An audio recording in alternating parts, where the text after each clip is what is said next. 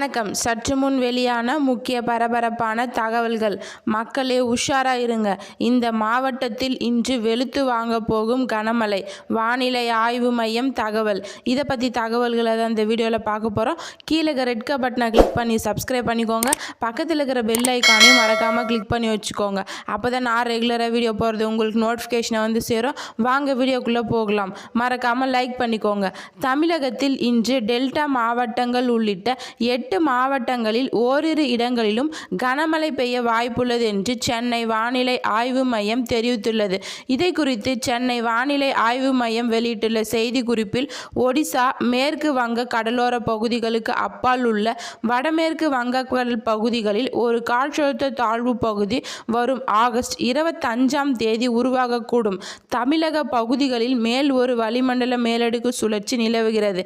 இதன் காரணமாக தமிழகத்தில் இன்று ஒரு சில இடங்களிலும் ஆகஸ்ட் 24 முதல் மற்றும் 28ஆம் தேதி வரை ஓரிரு இடங்களில் இடி மின்னலுடன் கூடிய லேசான முதல் மிதமான மழைக்கு வாய்ப்புள்ளது.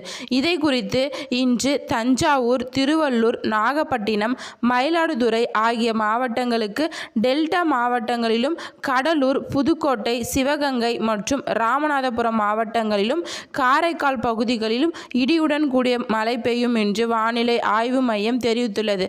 தமிழக கடலோர பகுதிகள், மன்னார் வளைகுடா மற்றும் குமரி கடல் பகுதிகளில் இன்றும் நாளையும் மணிக்கு 40 முதல் 50 கிலோமீட்டர் வேகத்தில் சூறாவளி காற்று வீசக்கூடும். இடையிடையே 60 கிலோமீட்டர் வேகத்தில் காற்றின் வேகம் இருக்கும்.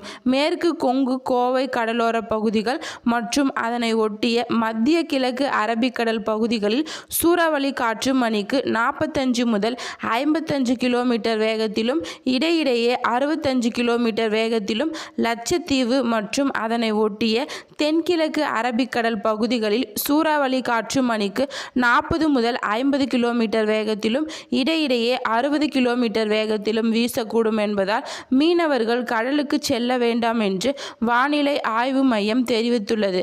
நன்றி, வணக்கம்.